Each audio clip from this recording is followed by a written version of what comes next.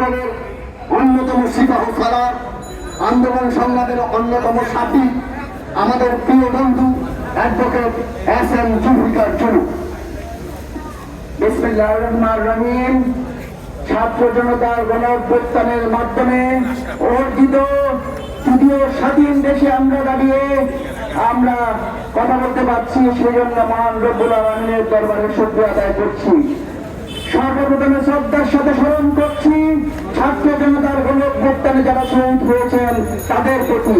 শহীদের রক্ত বৃথা যেতে দেব না, দুর্নীতিবাজ বিচারপতিদের, আওয়ামী বিচারপতিদের। কিন্তু ভাগ্যের নির্মম পরিহাস, আজকের মাঠে প্রতিবাহিত হলো প্রেসিডেন্ট দূষণ, যারা আমাদের এই সুপ্রিম কোর্টের বিভিন্ন বেঞ্চে বসে বলেছিলেন রাস্তায় বসে সমাধান হয় না, রাস্তায় বসে আপনার রায় পরিবর্তন হয় না। কিন্তু ছাত্র জনতা দেখিয়ে দিয়েছে রাস্তায় বসে রাস্তায় সংগ্রাম করে কি হয়। কিন্তু আমরা আমাদের এগুলো লজ্জা রাখছে সে ফ্যাসিস্টদের যারা দূষণ, যারা সে ফ্যাসিস্ট প্রধানমন্ত্রী, সাবেক প্রধানমন্ত্রী খুনি শেখ হাসিনার আড্ডা এখানে বসে বিচার করেছেন, আমাদের সিনিয়র আইনজীবীদের কন্টেন্ট করেছেন এবং তাপস নামের একজন কন্ট্রাক্টর ছিলেন, উনি নাকি এখানে কিভাবে রায় হয় কি হয় এইসব উনি নির্ধারণ করতেন। কিন্তু আজ দ্বিতীয় স্বাধীন দেশে কেন ফ্যাসিস্টদের দূষণ বিচারের প্রতি হিসেবে আমাদের এই সুপ্রিম কোর্টে থাকবেন। আমি বেশি কথা বলবো না, সিনিয়ররা বক্তব্য দিবেন। আমার একটাই কথা, যারা এখানে ফ্যাসিস্টদের দূষণ বিভিন্ন বেঞ্চে বিচারপতি হিসেবে বসে আছেন, আপনারা অবিলম্বে চেয়ার ছেড়ে চাকরি যুক্তি বেঁধে আপনারা এখান থেকে সম্মানের সহিত চলে যান। অন্যথায় আপনাদেরকে এখান থেকে কিভাবে বিতাড়িত করতে হয় ছাত্রদের এবং আইনজীবীরা জানেন। যেভাবে ওয়াজুল হাসানকে পদে থেকে বাধ্য করা হয়েছিল, আপিল বিভাগের বিচারপতিদের বাধ্য করা হয়েছিল, শেখ হাসিনাকে পালাতে বাধ্য করা হয়েছিল। তাই সবিনয় অনুরোধ জানাচ্ছি আপনারা স্বেচ্ছায় সম্মানের সহিত আমাদের হাইকোর্ট সুপ্রিম কোর্ট থেকে চলে গিয়ে ফ্যাসিস্টদের আস্তানা ভেঙে দেন। আপনাদের সকলের সহযোগিতা কামনা করো এবং আগামী যেসব আন্দোলন সংগ্রাম হবে সকল আন্দোলনের সাথে আমি ন্যাশনাল রেসপন্সের চেয়ারম্যান হিসেবে আমাদের সংগঠনের পক্ষ থেকে ব্যস্ততা প্রকাশ করে আমি ধন্যবাদ জানাচ্ছি। আসসালামু আলাইকুম। ধন্যবাদ প্রিয় বন্ধুরা, সহযোদ্ধারা। এখন আমাদের মিছিলটি এনএস গাড়ি বারান্দায় যাবে, সেখানে আমাদের মূল্যবান বক্তব্যের মাধ্যমে যে শেষ এখন মিছিল শুরু হবে। বাকি বক্তব্য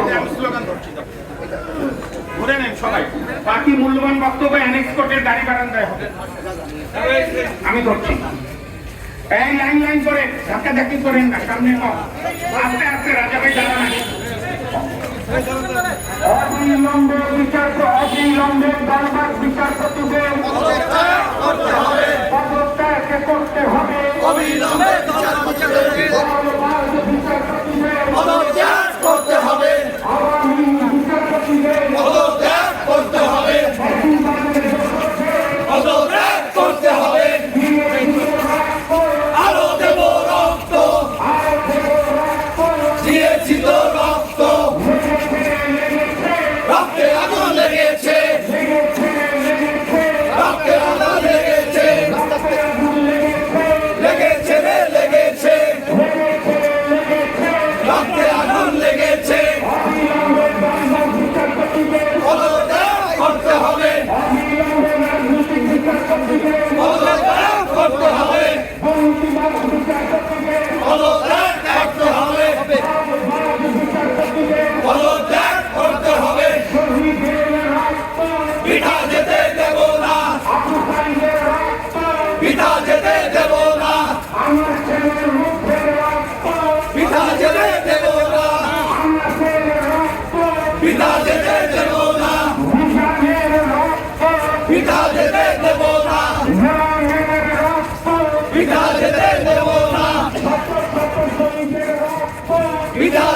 দেব না। পদত্যাগ করতে হবে, পদত্যাগ করতে হবে,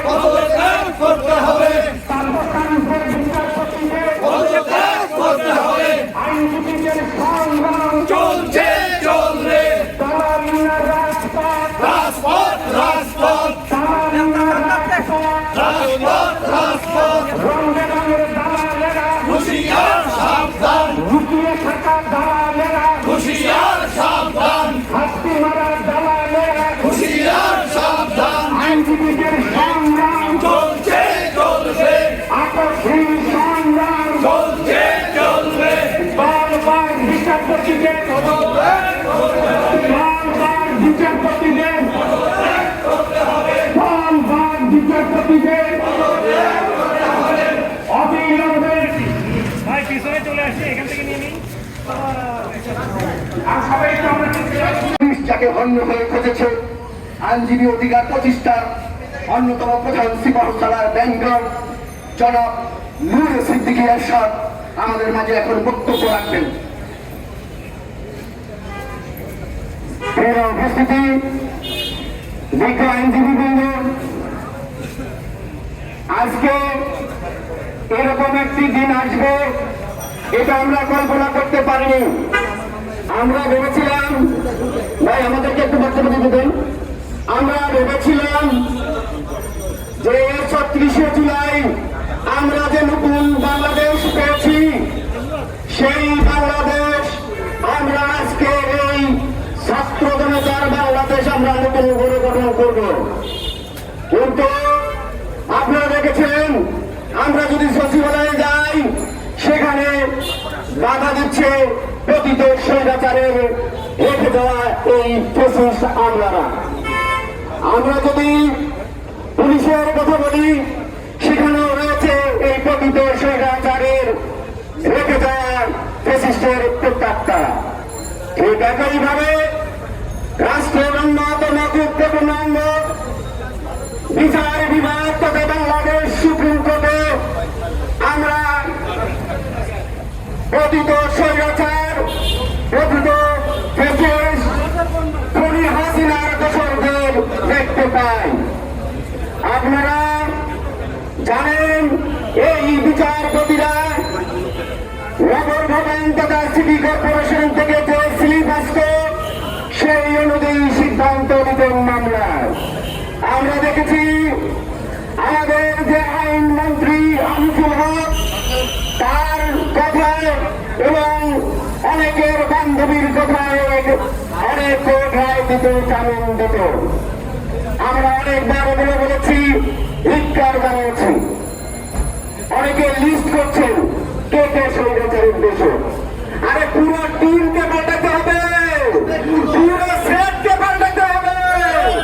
অনেকে বলেন যে সবাই চলে গেলে বিচার বিভাগ চলবে কিভাবে, বিচার বিভাগ চলবে কিভাবে এ চিন্তা আপনাদের করতে হবে না। যারা এদেশে নতুন করে দেশ করতে চায়, নতুন বাংলাদেশের যারা সৈনিক যারা রাজপথে ছিল তারাই ঠিক করবে বিচার বিভাগ কিভাবে চলবে। বাংলাদেশের ইতিহাসে এই প্রথম রাজপথের ছাত্র জনতা ঠিক করে দিয়েছে এদেশের প্রধান বিচারপতি কে হবে। রাজপথ থেকেই ঠিক হয়েছিল এপিলেট ডিভিশনের ৫ জন বিচারপতি কে হবেন। সুতরাং আপনারা পুরো টিম সবাই যৌথ প্রযোজনায় শেখ হাসিনাকে প্রতিষ্ঠায় করতে সহযোগিতা করেছেন। আপনাদেরকে পুরো টিমকে এই বিচার বিভাগ কলঙ্কিত করতে হবে, নতুবা আইনজীবী সমাজ বলছে যে আপনারা ২০ তারিখ থেকে কোর্টে বসবেন না। আমি বলতে চাই আমরা আইনজীবী সমাজ বলবো যে যদি আজকের এই মানববন্ধনের পরে আপনাদের পরক না নড়ে, আপনাদের লজ্জাবোধ জাগ্রত না হয়, আপনাদের বিবেক নেই আমরা আগেই বুঝেছি, এখন আপনাদের লজ্জা নিয়ে প্রশ্ন করছি। যদি আপনাদের ন্যূনতম লজ্জাবোধ থাকে এই ১৫৮১ জন সৈন্যের রক্তকে আর কলঙ্কিত করবেন না। আপনারা বিদায় হন। আপনারা আজকের এই সবার মাধ্যমে আমরা জানাতে চাই দুর্নীতিবাজ বিচারপতি দূর হ, দূর হ। আওয়ামী লীগের বিচারপতি দূর হ, দূর হ। দলকানা দলবাজ বিচারপতি দূর হ, দূর হ। তাপসের বিচারপতি দূর হ, দূর হ। পরিশেষে একটি কথা বলতে চাই, আপনারা যদি দূর না হন, যদি বিচার বিভাগকে কলঙ্কিত না করেন, আমাদের কলঙ্ক মুক্ত না করেন, তাহলে ২০ তারিখ থেকে আইনজীবী সমাজ আপনাদেরকে বসতে